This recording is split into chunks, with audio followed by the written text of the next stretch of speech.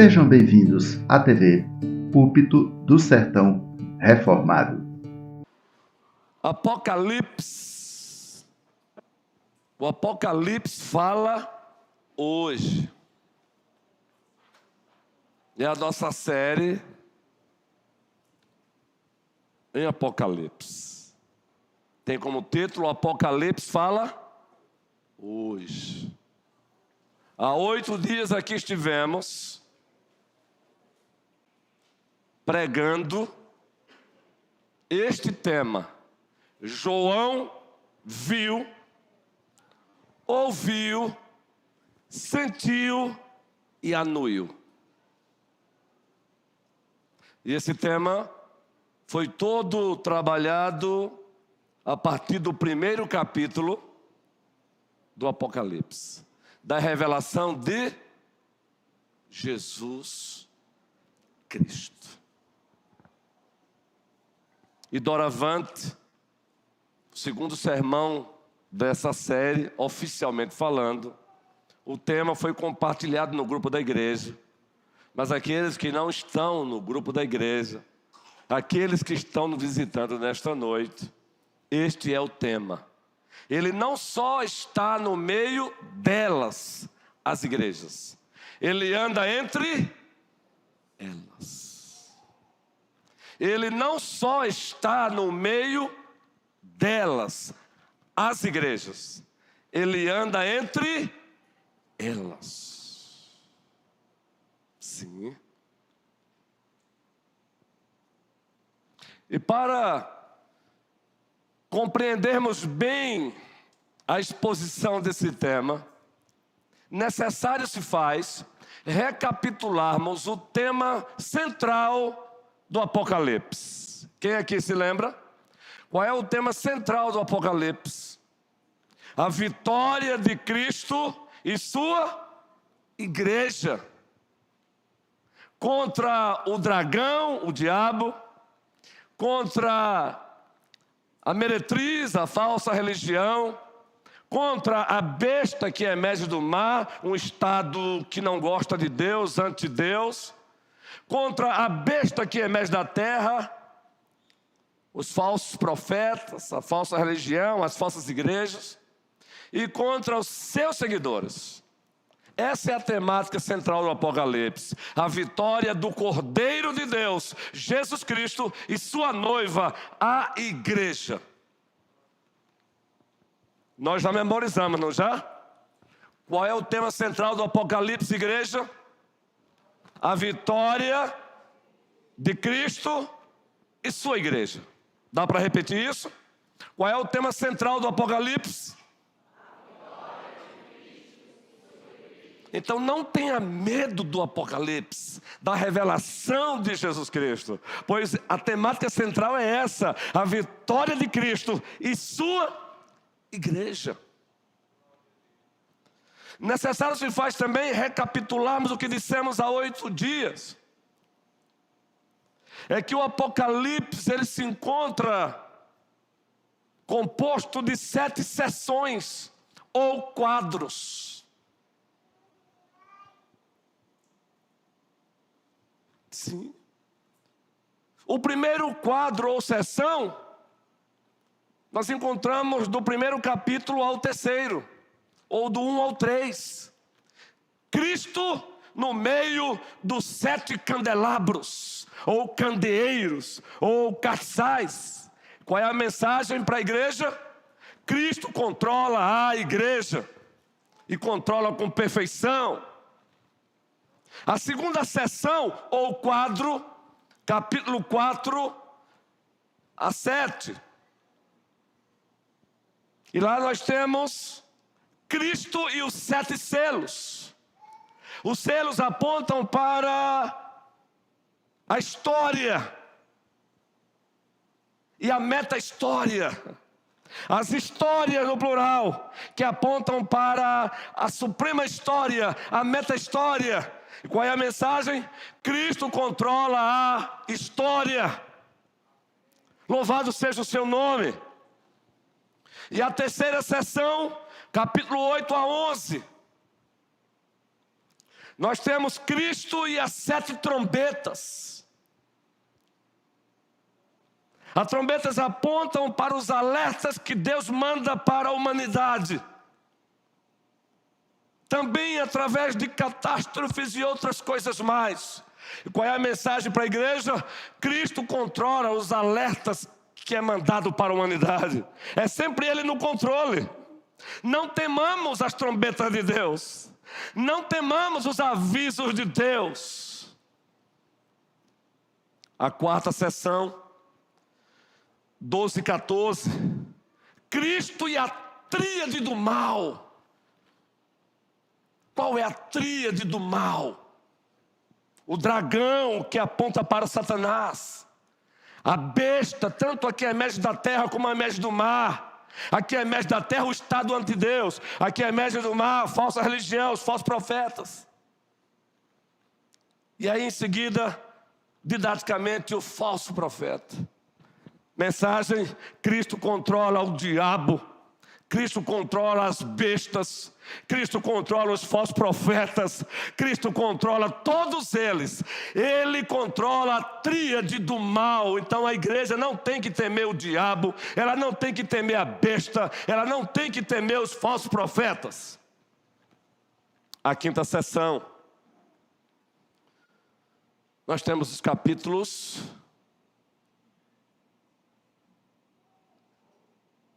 15 e 16.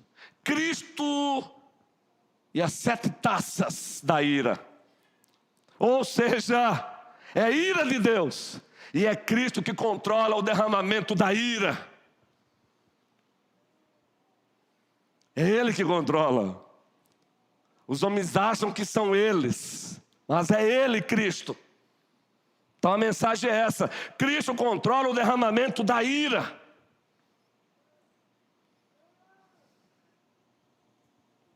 A 6ª sessão, do 17 ao 19. Cristo e a derrota dos agentes do dragão.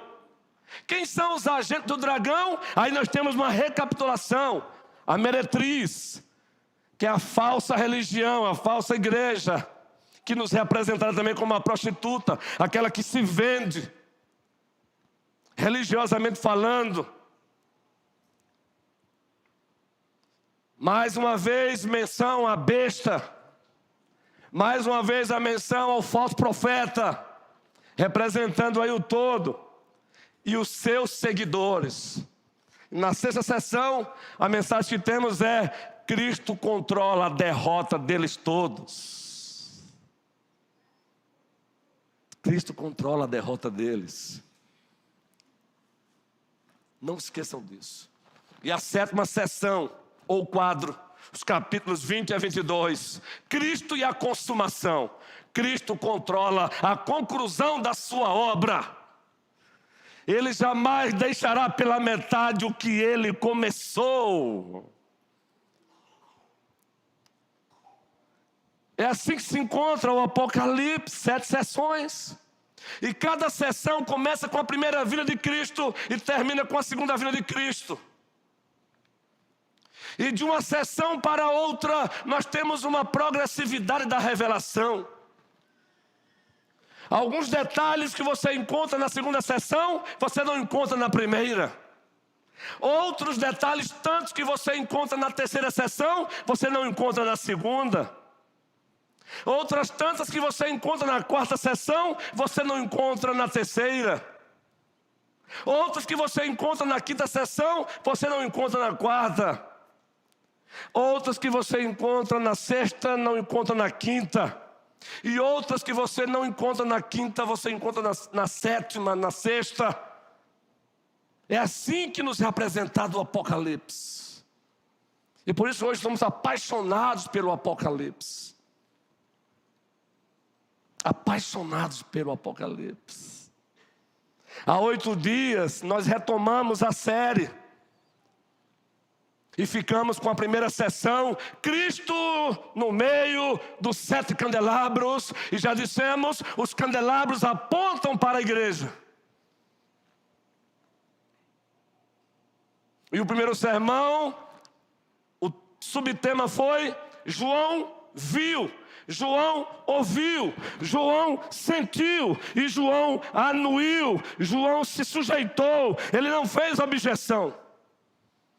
E doravante, a partir dos capítulos 2 e 3, ele não só está no meio delas, as igrejas, ele também anda entre elas. E se você acabou de fazer a pergunta, onde o pastor Luiz Ronilson encontrou base para esse subtema, ele não só está no meio da igreja. Quanto a isso, eu lembro que foi citado domingo, primeiro capítulo, Apocalipse, o próprio João, o apóstolo, narra que ele voltou, ele virou para ver quem falava com ele, e ele viu um semelhante ao Filho do Homem, fazendo menção a Daniel 7, 13 e 14, e esse é visto no meio de 7 candeeiros. Então João viu Jesus Cristo no meio da igreja. Aí você diz, tudo bem, até aí beleza. Agora, dizer que ele anda, aí é mais 500. Eu preciso que o senhor prove. É simples demais. Você já leu. É só você ler logo a primeira parte da carta que foi dirigida à igreja de Éfeso. É assim que ele se apresenta. A revelação, ela é progressiva. Ela é progressiva. O Senhor deixa alguns detalhes para depois. Então vamos lá. Os capítulos 2 e 3. E você logo vê aí, na Apocalipse 2 e 3... Esse é o famoso sermão expositivo panorâmico. E olha o que ele diz logo de cara para a igreja de Éfeso. Prestem bem atenção. Nós estamos primeiro embasando aí o subtema. Que ele está no meio da igreja é do nosso conhecimento.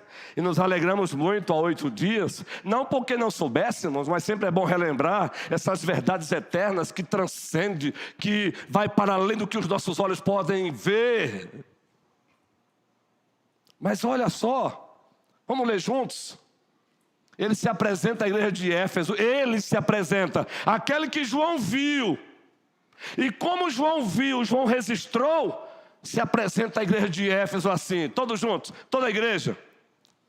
Ao anjo da igreja, faça o quê? Escreve. Estas coisas diz. Vocês lembram? E agora 7 estrelas, o primeiro capítulo. As 7 estrelas apontam para os pastores, os líderes da igreja. Ele tem na sua mão direita 7 estrelas, mas aí tem um detalhe a mais, vamos lá? Toda a igreja agora, ênfase, leitura bem gostosa, vamos lá?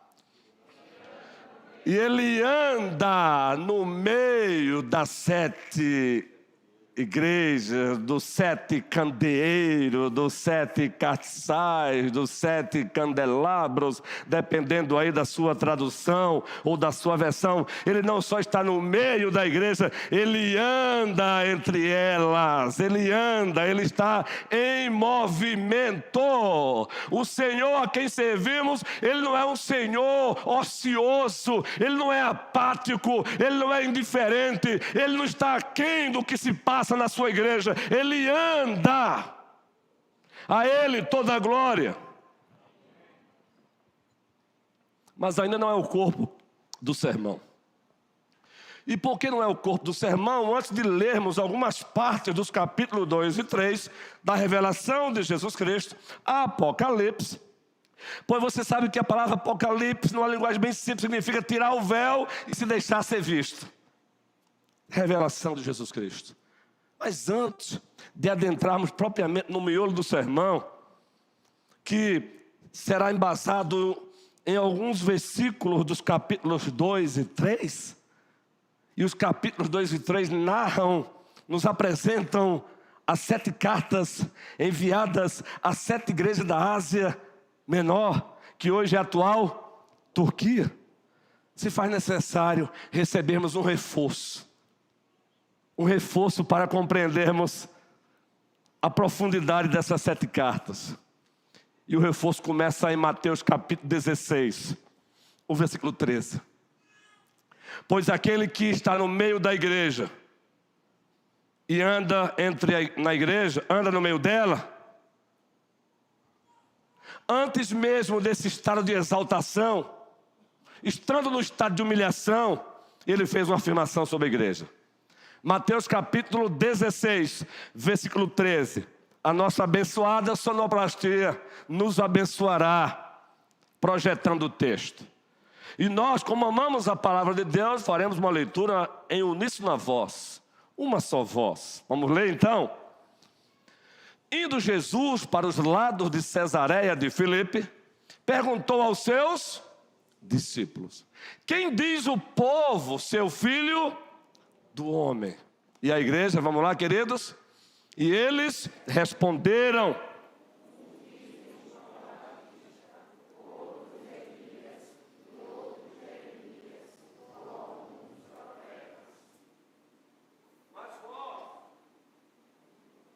mas vós, continuou ele, quem dizeis que eu sou? Respondendo, Simão Pedro disse: o líder entre os líderes. Preste bem atenção nesse segredo aí, viu? Paridade apostólica. Mas a paridade apostólica não anula o líder entre os líderes. Não há uma hierarquia de autoridade, mas funcional. Por isso que é sempre Pedro tomando a frente, por vontade soberana de Deus. Respondendo Simão Pedro disse: tu és o Cristo, o Filho do Deus vivo. E o texto continua. Então, André, Jesus lhe afirmou, que maravilha, Kelsey, bem-aventurado és, Simão Barjonas, tu és abençoado, homem, tu és um homem feliz. Razão?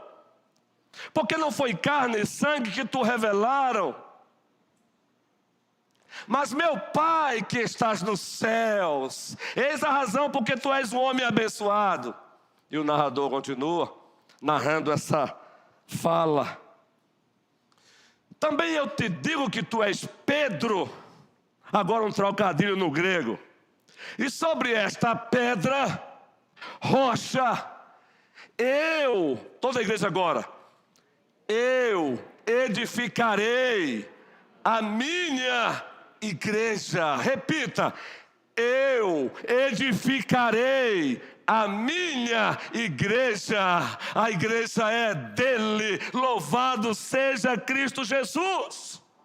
Mas observe que ele diz: eu edificarei a minha igreja. Ainda faz uma promessa. E qual é a promessa? E as portas do inferno, do Hades, da morte, não prevalecerão contra ela.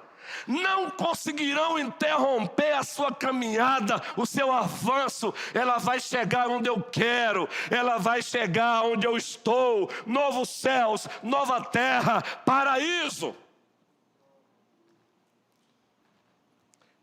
Aquele que nos é apresentado no estado de exaltação em Apocalipse, 1º capítulo, e ele é visto no meio de 7 candelabros, ou candeeiros, ou seja, no meio da igreja. E no capítulo 2, dirigindo-se à igreja em Éfeso, ele era no meio da igreja, antes do estado de exaltação, no estado de humilhação, ele disse: eu edificarei a minha igreja. Nós só estamos aqui em pleno século 21, como igreja dele, porque ele deixou claro: eu edificarei a minha igreja, e as portas do Hades, do inferno, da morte. Você pode fazer uma aplicação estendida, e não tem demônio, não tem Satanás, não tem ninguém que impeça o seu avanço. Mas antes, vamos também receber a corroboração e também a colaboração do velho apóstolo Paulo, escrevendo a carta aos Efésios, capítulo 5. Pois o velho apóstolo também colabora conosco, ou melhor, nos abençoa.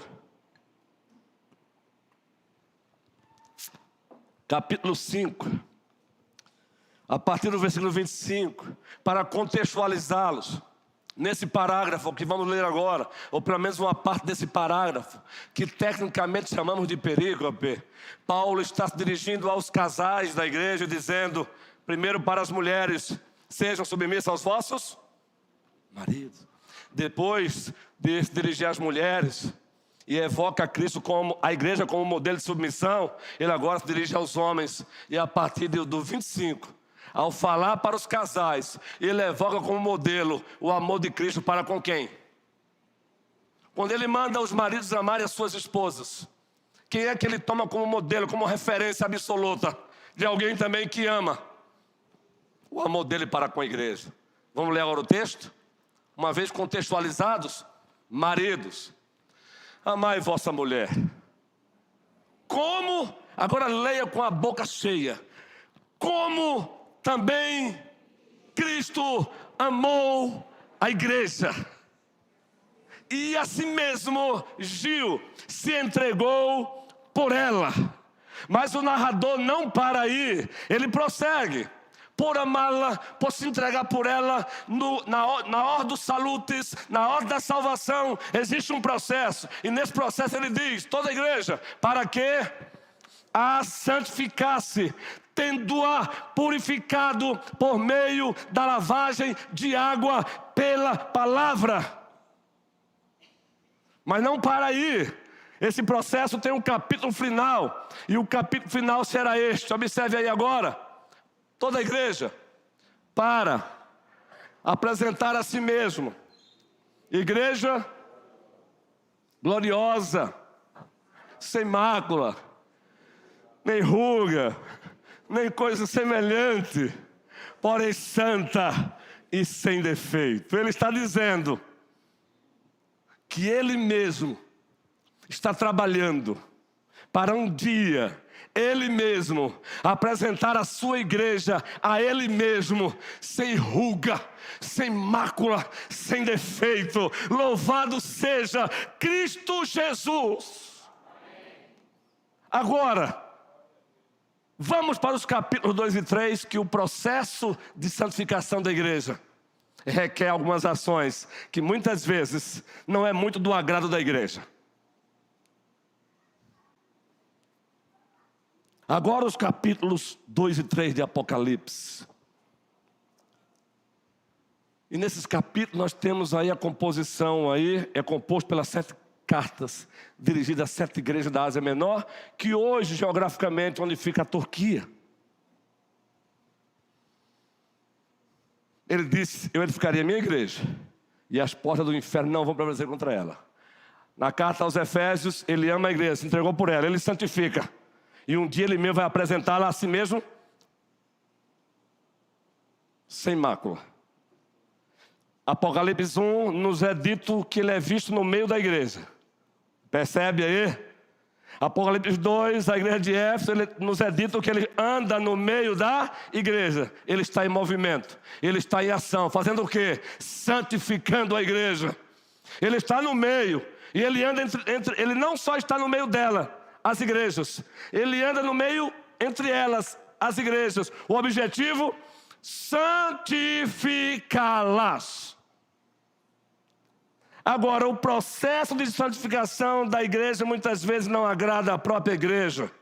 E ele não está nem aí por conta disso. Porque o que ele quer mesmo é vê-la sem mácula e sem ruga. Daí, você vai entender agora o porquê que ele se dirige, como se dirige às 7 igrejas. Capítulo 2, aberto então. Ele ama tanto a igreja, que ele tem ciúme da igreja. Ele não abre mão da igreja. Ele não negocia a igreja com ninguém. Ora, Nos é dito no livro dos Atos dos Apóstolos, capítulo 20, versículo 28, Paulo fazendo um discurso de despedida dirigido aos presbíteros da igreja de Éfeso, e dentre outras verdades ele afirma esta: olhai por vós e por todo o rebanho, sobre o qual o Espírito Santo vos constituiu bispos para pastoreardes a igreja de Deus, a qual ele comprou com o seu precioso sangue. Eu gostaria que a igreja repetisse a última parte: a qual ele comprou com o seu. Eu vou repetir: a qual ele comprou com o seu.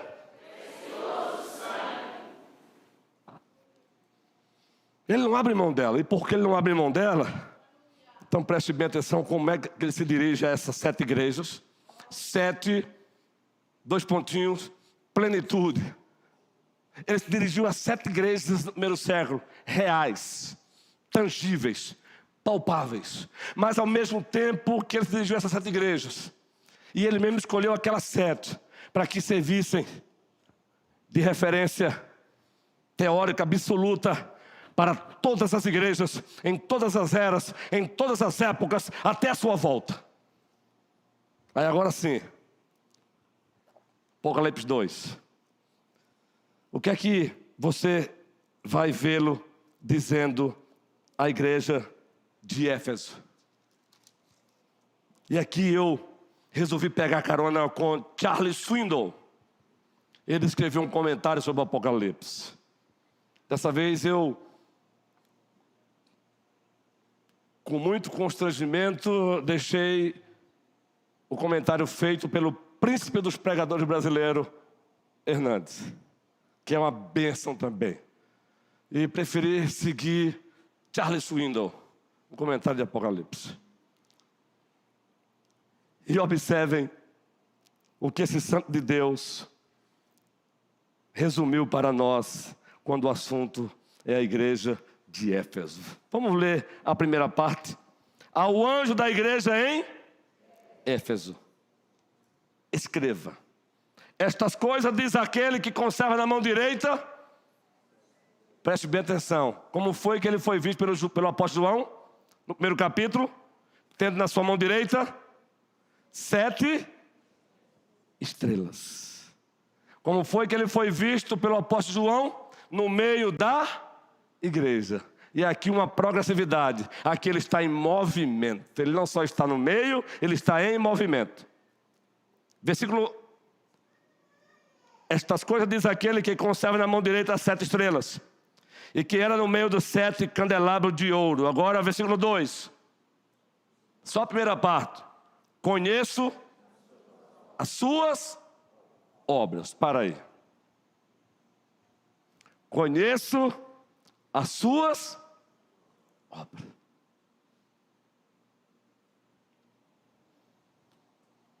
Vejam as implicações daquilo que ele é para a igreja. No primeiro capítulo, João contempla, tendo na sua mão direita 7 estrelas. Ele que controla os pastores. Ele que controla a liderança da sua igreja.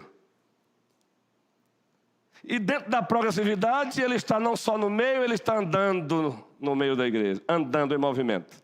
E depois, em seguida, ele diz para a igreja: eu conheço vocês de A a Z. Eu conheço vocês de A a Z.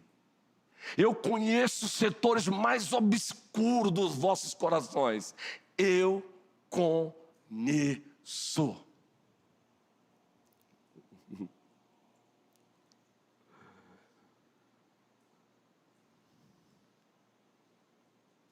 A partir desse conhecimento imensurável, exaustivo, verdadeiro que ele tem, ele começa elogiando a igreja. Parabéns! A ortodoxia de vocês, doutrina correta. A ortopraxia de vocês, uma prática correta e sempre abundante. Mas está faltando algo. Depois que ele elogia, aí tem um tal de um tenho, porém, contra ti. Veja o versículo 4. tenho, porém, contra ti. O Senhor Jesus nunca teve, não tem e jamais terá problema em ser o que Ele é, verdadeiro, muito especialmente para a sua igreja. Tenho, porém, algo contra ti. Na nossa linguagem de hoje, contextualizada e técnica, é que está faltando ortopatia, está faltando amor. E o resumo que Charles Swindoll faz é o seguinte: essa igreja tinha tudo, mas estava agora faltando o principal: amor. Amor. Ela tinha doutrina correta, zelosa, ele aplaude a igreja por isso. Quem ousava lá chegar, dando uma de apóstolo sem ser, a igreja já estava afiada. Ela tinha um instrumento aferidor para detectar falso profeta, falso apóstolo, falsa doutrina, e o Senhor a parabeniza por isso. Mas ele vai dizer: tenho, porém, contra ti. É que vocês abandonaram o primeiro amor. Isso nos faz lembrar da primeira carta aos Coríntios, capítulo 13, a maior e melhor descrição do amor. E lá nos é dito no aspecto positivo e negativo, o que o amor não é e o que o amor é. E Cristo está dizendo para a sua igreja em Éfeso: ortodoxia, se não for movida pelo amor, vai conduzir vocês à ortodoxia morta. É o que tem acontecido. Prática correta, que nós chamamos de ortopraxia, se não for movida pelo amor, vai conduzir vocês a um fariseísmo, a uma ortopraxia farisaica. É assim que ele se dirige a essa igreja. Tinha tudo, mas estava agora faltando o principal: amor.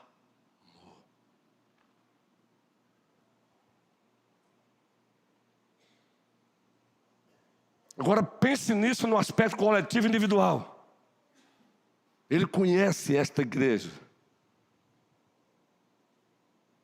O meu conhecimento sobre esta igreja é ínfimo perto do conhecimento dele. É irrisório perto do conhecimento que ele tem. O que eu sei da igreja é a partir dele. E da convivência com ela eu tenho, mas ainda assim não posso ir além disso. Mas ele conhece. Ele é o mesmo Deus do Salmo 139. Onisciente. Prescrutador. Onipresente, está em todo lugar ao mesmo tempo. E Ele é onipotente, o todo-poderoso Senhor. A igreja que tinha tudo, ou quase tudo, mas estava agora faltando o principal. Mas ele para aí. Nós falamos que é um sermão panorâmico, que a proposta é essa em todo o Apocalipse. Mas ele para apenas com o diagnóstico negativo. A crítica de Cristo à sua igreja, grave isso, é sempre uma crítica redentiva. Então aprenda também a imitá-lo. Quando ousar criticar o outro, que seja uma crítica redentiva. Se é redentiva, com exceção de alguns momentos, de alguns casos, elogie em público e critique no particular. Elogie em público e critique-o em foro íntimo, olho no olho, tete a tete, e que seja movido por amor. Porque ele vai chamar a igreja, o anjo da igreja. Agora preste bem atenção. Ele diz: ao anjo da igreja. Eu pergunto, em Éfeso tinha um colégio pastoral? Tinha, composto por presbíteros. Mas ele diz: ao anjo da igreja. Ele está responsabilizando o líder entre os líderes. Ele está responsabilizando os líderes. E ele está responsabilizando toda a igreja. Ao anjo da igreja, Ele chama esse anjo agora ao arrependimento. Aqui não é anjo, angelos celestial. É angelos, no grego é o mensageiro do Senhor. Na presbiteriana, por isso que o presbítero docente, ele é apresentado no manual presbiteriano como ministro da palavra. Ao angelos, ele chama ao arrependimento. A partir do versículo 5, lembra-te, pois, de onde caiu, arrependa-se e volte à prática das primeiras obras. Se não se arrepender, virei até você, e está no singular, viu? E tirarei o seu candelabro do lugar. E todos nós sabemos historicamente que a igreja de Éfeso, determinado momento, deixou de existir. Ela não se arrependeu e o Senhor tirou aquele candelabro. O Senhor apagou a sua luz. É Ele que acende a luz da igreja, é Ele que apaga. Aliás, a única luz que a igreja tem é a luz que reflete dele. Ele é o sol da justiça sobre a igreja. Ele disse: eu sou a luz do mundo, quem me segue não andará nas trevas, pelo contrário, terá a luz da vida. Se afaste de Cristo e você não mais vai refletir a sua luz. Se aproxime dele e o seu rosto vai brilhar, não a luz própria, mas a luz de Cristo em você. Esmina. E aqui, doravante, com um pouco mais de brevidade e verdadeiramente panorâmico. A igreja de Esmina, capítulo 2, versículo 9. Ao anjo da igreja em Esmina escreva: observem o Cristo que foi visto por João, como é que ele se apresenta à igreja de Esmina. Essas coisas diz o primeiro e o último. Ele não disse isso para João? Quando João caiu como morto, ele coloca a sua mão direita e diz: eu sou o primeiro, João, não temas, eu sou o primeiro e o último. Estive morto, João, e tornou a viver. Olha, ele recapitula o que João viu, agora falando da igreja de Esmina. Aí de novo, conheço a tua tribulação. Aí Charles Swindoll, debaixo da supervisão do Espírito Santo, um dos expositores maravilhosos mundialmente falando, ele resumiu a mensagem dessa carta assim, preste bem atenção: uma igreja fiel e sofredora, sob ataque. Uma igreja fiel e sofredora e ainda sob ataque. Observe o texto: conheça a tua tribulação, pelo qual você está passando a sua pobreza. Embora você seja rico, você é pobre, mas apesar disso, você é rico. Eu conheço a blasfêmia dos que se declaram judeus e não são, sendo isso sim sinagoga de Satanás. Ele está dizendo: eu sei o que vocês estão passando. Eu conheço essas feras selvagens que estão tentando comê-los vivos. Essas feras selvagens são sinagoga de Satanás. Quem está dizendo isso é o noivo da igreja. Uma igreja fiel e sofredora sob ataque. Não bastasse pobreza, ainda diz aqui, versículo 10: não tenha medo das coisas que vocês vão ainda sofrer. Eis que o diabo está para lançar algum de vocês na prisão, para que vocês sejam postos à prova e passem por uma tribulação de 10 dias. Seja fiel até a morte, e eu lhe darei a coroa da vida. Quem tem ouvidos, ouça o que o Espírito diz às igrejas. O vencedor, de modo nenhum, sofrerá o dano da segunda morte. Esses dias está correndo aí cristãos na Síria sendo decapitados, espancados, humilhados. E você aqui no Brasil, ou melhor, nunca é melhor você e nós aqui no Brasil. Podemos ter 10 Bíblias, 20 Bíblias, versões diversas. Ainda muitas vezes não fazemos caso. O dono da igreja conhece o sofrimento da sua igreja. Ele se importa com o sofrimento do seu povo. Esse que disse: eu conheço a tua tribulação, eu conheço a tua pobreza, é o mesmo lá de Êxodo 3,14, porque Ele é coeterno com o Pai e com o Espírito Santo. Deus se apresenta a Moisés no deserto e diz: vi a aflição do meu povo. Está lá em Êxodo 3, vi a aflição do meu povo. Deus se importa com o sofrimento da sua igreja. Jesus Cristo não é apático, indiferente. Eu conheço a tribulação de vocês. Eu sei da pobreza de vocês, bens confiscados e outras coisas mais. Você sabe o que é não poder negociar? Razão disso, pobreza. E tem mais. Mais batalhas virão, mas não tenham medo. Sejam fiel até a morte, e vocês vão receber da minha parte a coroa da vida. Esse é o Senhor que disse: eu edificarei a minha igreja. E esse é o Senhor que Paulo diz que Ele ama a igreja, se entregou por ela, Ele a santifica, Ele cuida dela. Ei, se tem alguém que cuida bem da igreja, é Ele, Jesus Cristo. A igreja de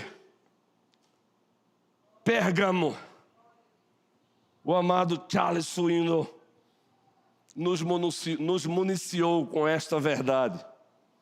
Ele se dirige à igreja assim: ao anjo da igreja em Pérgamo, essas coisas diz aquele que tem a espada afiada de 2 gumes. O Jesus que João viu, saía da sua boca uma afiada espada de 2 gumes. Espada, julgamento, juízo. Olha como ele se dirige à igreja de Pérgamo. Ao anjo da igreja em Pérgamo, essas coisas diz aquele que tem a espada afiada de 2 gumes. Conheço o lugar onde você mora, que é o lugar onde está o trono de Satanás. Sei que você conserva o meu nome e não negou a fé que tem em mim. Mesmo nos dias de Antipas, minha testemunha, meu fiel, que foi morto na cidade de vocês, aí onde Satanás habita. Tenho, porém, contra você algumas coisas. Você percebe a responsabilidade que está sobre a igreja e a liderança da igreja? Eu tenho, porém, contra você. E, meus queridos, leia 1 Pedro capítulo 5. Leia Hebreus capítulo 13. Vocês não têm noção da prestação de conta que a liderança que o Senhor levantou prestará contas a Ele. Vocês não têm noção.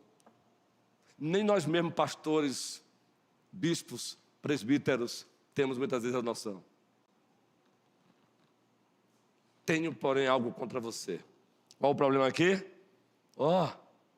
A política, o politicamente correto, tão da modinha hoje. Não, isso não vai ofender. E se ofender, essa pessoa é muito querida na igreja. Se ela sair, vai sair mais uma. Aí ele diz assim, tem alguém muito influente lá em Pérgamo. Tenho, porém, contra você algumas coisas. Está aí em seu meio os que sustentam a doutrina de Balaão. Leia Números 22 a 25. Um profeta vendido por dinheiro tentou seduzir o povo de Deus. Tentou seduzir os homens a casarem com mulheres idólatras. Então, aqui, ele chama pessoas ali, em Pérgamo, como seguidores de Balaão. Armacilaram diante dos filhos de Israel para que comessem coisas sacrificadas aos ídolos e praticassem a prostituição. Além disso, estão aí em seu meio os que seguem a doutrina dos nicolaítas, os mesmos nicolaítas de Efésios, da carta aos Efésios, que Deus disse que odeia. Olha, tem pessoas aí que seguem a doutrina de Balaão no meio de vocês e vocês estão tolerando. A doutrina dos nicolaítas, que é a licenciosidade pura, está aí sendo vivida e vocês estão tolerando. E sabe o que é que Charles Swindoll diz? A igreja em Pérgamo é a igreja que comprometeu a verdade. Ela comprometeu a verdade em nome de quê? Ela sacrificou a verdade em nome de quê? Vivemos numa era hoje, onde as pessoas tentam nos amordaçar, fora e dentro da igreja. Nós não somos ingênuos. Mas nunca nada é feito de forma aberta. Às vezes sorrateira. Já acontecia isso no primeiro século. E como me refiro à igreja, eu estou me referindo apenas a esta, não. A todas as igrejas do Senhor. Vocês imaginam que a liderança ficou calada por quê? Será que não foi pelo mesmo medo de Arão? Que deveria ter exortado o povo como pediu um Deus, porque Moisés já era? Será que não foi pelo mesmo medo de Saul, que deveria esperar Samuel, a quem Deus havia chamado para oferecer o sacrifício antes da guerra? Mas aí, com medo do povo, diz ele, Saul, resolveu fazer o que ele não foi chamado para fazer? E eu acredito, conjectura, que tenha sido também medo do povo. Covardia. Entre os pastores se usa uma expressão hoje, com medo de perder o ganha-pão. A desgraça de um pastor, ele começa a ter medo de perder o ganha-pão. E ele se esquece que quem o sustenta é o mesmo Deus que sustentou Elias com covos no riacho de Querite. E ele se esquece que o Deus que o sustenta é o mesmo Deus que levantou uma viúva pobre para sustentá-lo. E quando ele se esquece disso, ele se vende. Quando a igreja se esquece disso, ela se vende. A igreja de Pérgamo, ele diz, comprometeram a verdade. Arrependam-se. Por isso, ele é apresentado como aquele que tem uma espada de dois. Às vezes, nós queremos pregar um Jesus bonachão, né? Que as pessoas o ofendem o dia todo, zomba dele, os próprios cristãos, e acham que ele é um bonachão. Ah, bichinho, vocês são bichinho. Então, pergunta por que ele se apresentou a Pérgamo como aquele que tem uma espada de dois gumes. Hã? Pergunta aí. Ele chama o anjo e a igreja ao arrependimento. Ele chama a liderança e a igreja ao arrependimento. Aqui, ó. Está aqui, ó. Versículo 16. Portanto, arrependa-se. Como a mensagem de arrependimento hoje está em escassez nas igrejas. Porque, de fato, chamar crente ao arrependimento hoje, meu irmão, é comprar uma briga. Graças a Deus que esta igreja tem entendido. E eu espero que ela continue entendendo. Tanto no coletivo quanto no individual. Porque o dia que, dentro do padrão de Deus, eu chamar um crente de arrependimento e ele, a partir daí, fazer o que não deve, é ele Deus. Porque quem tem que arredar o pé, quem tem que recuar é quem está em pecado e não quem é porta-voz de Deus. E ele se responsabiliza pelos seus. Ele se responsabiliza pela sua igreja, que é fiel. A igreja em Tiatira, ele também se dirige a essa igreja em Tiatira assim. Ao anjo da igreja em Tiatira escreva, essas coisas diz o Filho de Deus, aquele que tem os olhos como chama de, entende lá o primeiro capítulo? E os pés semelhantes ao bronze. Aquilo que ele é tem implicação na igreja. João viu como chama de fogo, Mauro. Sabe o que significa, meu mano? Eu não sei o que você sabe, mas ele sabe. Sabe o que significa, Camila? Eu não sei o que você sabe, o que você anda fazendo, mas ele sabe. Seus olhos são como um chama de fogo. Significado, ele é o prescrutador perfeito. Ele vê o que você não vê. Ele conhece o que você não conhece. Louvado seja Jesus Cristo. E os seus pés? Bronze, força, estabilidade. Ele não se deixa amedrontar por nada e por ninguém. Jesus Cristo não tem medo de cara feia de crente. Porque se você existe graças a Jesus Cristo. Ele morreu por você. Ele morreu por você. É uma geração que não pode exortar hoje em dia. Graças a Deus não estamos tendo esse problema. Não pode não. Por quê? Por quê? Porque o quê? É por isso que ele diz que os olhos como chama de fogo e os seus pés como bronze. Sabe qual é a mensagem? E não vem com cara feia para mim não, está dizendo Jesus. Eu sou o que eu sou sem precisar de você. Agora sem mim você não é nada. Louvado seja Cristo Jesus. João 15 ele disse, sem mim nada podeis fazer. Você não pode ser crente sem Ele. Você não pode continuar sendo crente sem Ele. Você não fica de pé sem Ele. Você não vai chegar lá sem Ele. Jesus Cristo!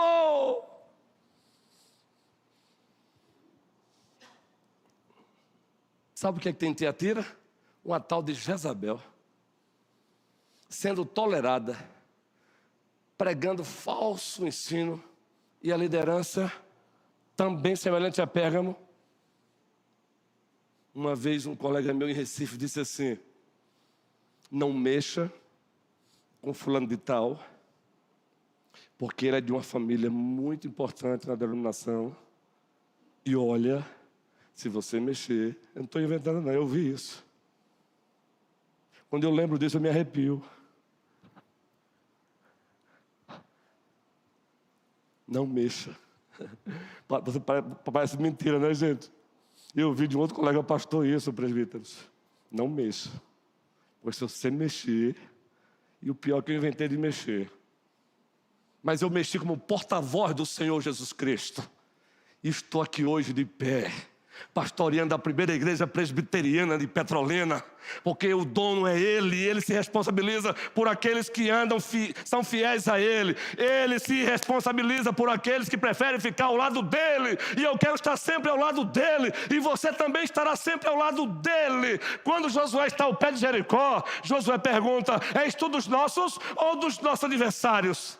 Qual foi a resposta de Cristo antes da encarnação? Quem tem que responder aqui é você, Josué, porque eu sou o príncipe do exército do Senhor. Em outras palavras, quem tem que responder é você, porque eu sei quem eu sou. Eu sou o príncipe do exército do Senhor. Tira a sandália dos pés, porque a terra onde você está é santa. Em seguida, fala que o teu servo ouve. Jesus Cristo disse: as minhas ovelhas ouvem a minha voz, eu as conheço e elas me seguem, eu lhes dou a vida eterna, e ninguém as arrebatará das minhas mãos. Assim é Tiatira. Ele coloca Jezabel de cama. Está lá 1 Reis 16-21. Ele pega o nome de Jezabel no Antigo Testamento e ele nomeia uma mulher que estava lá perto do banco da igreja. E o pior, ele bota de cama ela e bota de cama os seus seguidores. Muitas vezes, que Deus preserve essa igreja, tratar com o falso profeta na igreja é difícil, porque eles são dóceis, eles são carinhosos também. Eles também têm amigos na igreja, e mexer com eles é mexer muitas vezes também com aqueles que amam eles. Não é fácil não. Ele chama o anjo de Tiatira ao arrependimento. Arrependa-te, arrependa-te. Quanto a Jezabel e os seus seguidores, eu já prostei ela de cama, bem como os seus seguidores. Lembra de 1 Coríntios 11? Tem muitos que dormem, e outros, tem muitos doentes entre vós, e outros que dormem. Sabe o que está dizendo? Estão doentes porque eu os fiz adoecer. E dormem é eufemismo, eu os tirei. Esse é o Senhor da igreja. Ele não tem problema de dizer o que Ele é, porque somente Ele ama com amor perfeito, ninguém mais.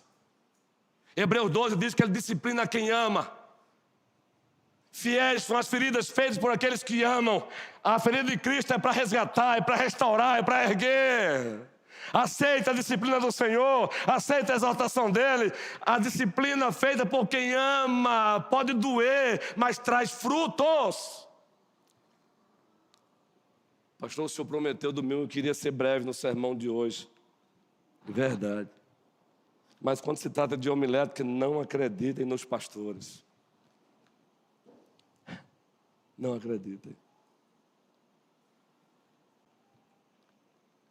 Porque ele se dirige à igreja de Sardes. E ele se dirige à igreja de Sardes. Ao ano da igreja de Sardes, escreva: essas coisas diz aquele que tem os 7 Espíritos, primeiro capítulo. Os 7 Espíritos de Deus, queridos. A plenitude. Ele é um com o Pai e com o Espírito Santo. E as 7 estrelas, ele repete: conheça as obras que você realiza, que você tem fama de estar vivo, mas está morto. Aí Charles Swindoll diz: aqui nós temos uma autópsia de uma igreja morta. Você já pensou, querido? Já pensou? A igreja reunida e a liderança tendo que ler essa carta para a igreja. É muito bacana ler hoje, né? Nós temos um abismo cronológico. Mas agora imagine lá.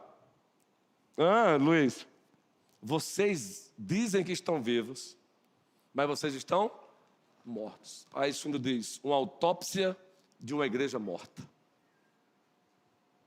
Cuidado, para a gente não se auto-enganar. Cuidado, para que de repente nos encontremos mortos e nos apresentarmos como vivos. Porque aquele que vive sabe quando a igreja está morta e quando a igreja está viva. E ele chama a igreja de Sardes ao arrependimento. Ele chama a liderança, a igreja ao arrependimento. Tem um restante aí que está bem. Preservem, fiquem firmes. Aí ele dirige a igreja de Filadélfia. 2 igrejas apenas foram elogiadas. Quais foram? 2 igrejas só receberam elogio. Quais foram elas? Pararam para pensar nisso? 2 igrejas só receberam elogio. Quais foram elas? Esmina e Filadélfia. Só elogio. Ao anjo da igreja em Filadélfia escreva: essas coisas diz o santo, o verdadeiro, aquele que tem a chave de Davi, que abre e ninguém fecha, e fecha e ninguém abrirá. Conheço. Aí ele vai falar agora: eu sei que você tem pouca força.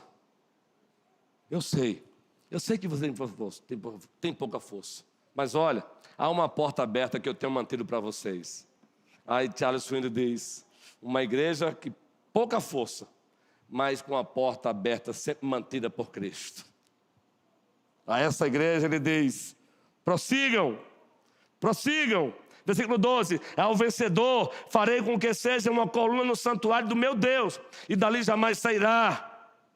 Gravarei sobre ele o nome do meu Deus, o nome da cidade do meu Deus, Nova Jerusalém, que desce do céu. Apocalipse 21.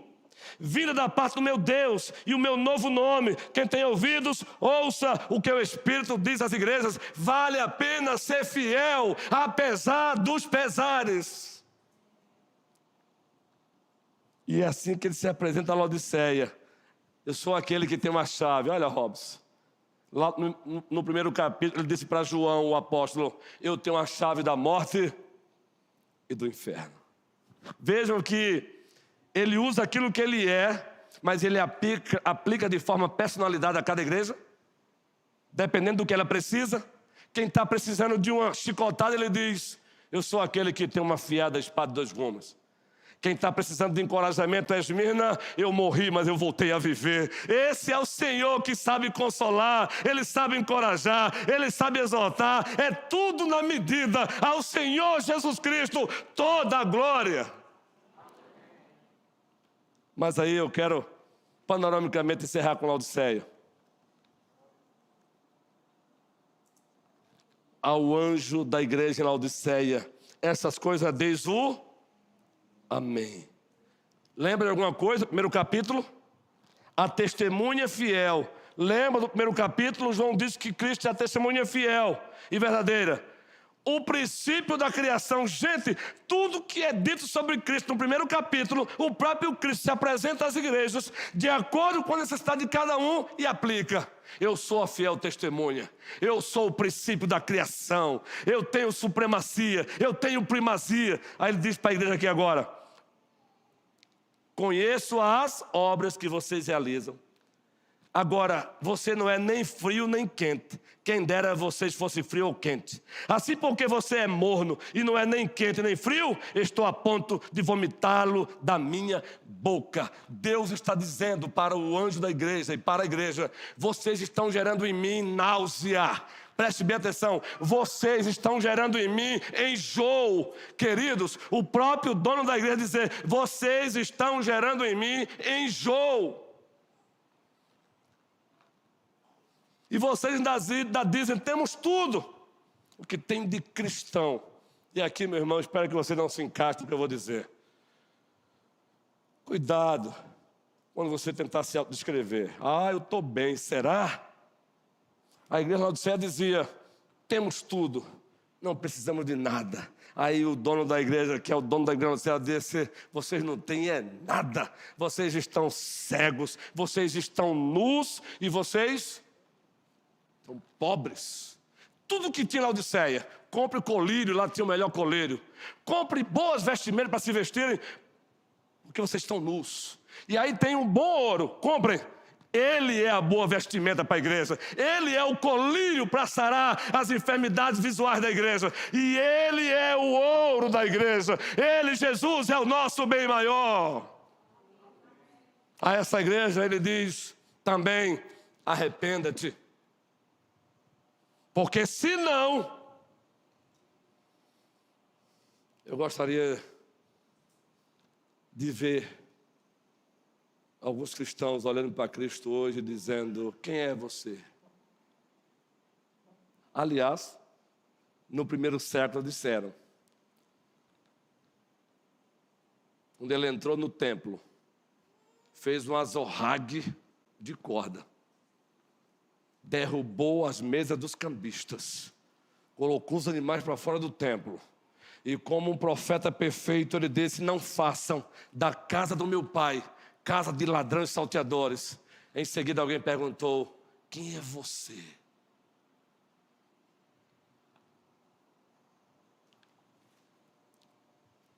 Ele responde, toda a Bíblia: Ele é o alfa, Ele é o ômega, Ele é o primeiro, Ele é o último. Ele é aquele que disse: eu edificarei a minha igreja e as portas do inferno não prevalecerão contra ela. Ele é aquele que ama a igreja, se entregou por ela, santifica e um dia vai apresentá-la a si mesmo perfeita, sem mácula. Não desista da igreja, apesar de que acolá, Joelso, o odor não ser agradável. E não venha com essa não, que aqui acolá o odor desagradável é gerado por mim e é gerado por você. Mas a Bíblia diz que o sangue de Jesus Cristo nos purifica de todo o pecado. Aquele que está no meio da igreja, ele anda entre a igreja, ele ama a igreja, ele santifica a igreja. Para isso, ele não tem problema em exortar a sua igreja, ele não tem problema em disciplinar a sua igreja, ele também encoraja a sua igreja, ele também anima a sua igreja, porque ele deu a vida por ela. Eis aí o tema, panoramicamente falando. Na primeira sessão, Cristo no meio dos 7 candeeiros. Ele não está apenas no meio delas, as igrejas, ele anda entre elas, as igrejas. Ele está no meio desta amada igreja, a primeira igreja presbiteriana de Petrolina. Ele anda no meio desta igreja. Aliás, só estamos aqui 2025 porque ele está no meio desta igreja e ele anda no meio dela. Que ele continue no meio desta igreja e andando no meio dela. Cabe a nós fazermos o que ele manda. Quem tem ouvidos, ouça o que o Espírito Santo diz às igrejas. Quem tem ouvido, ouça o que o Supremo Pastor diz à sua igreja. As minhas ovelhas ouvem a minha voz, eu as conheço, elas me seguem, eu lhes dou a vida eterna. E ninguém, Raquel, carinhosamente Kel, ninguém, Eduardo, ninguém arrebatará as minhas ovelhas das minhas mãos. Eduarda, Cleuma, louvado seja o Senhor, que o Senhor nos abençoe, hoje e sempre.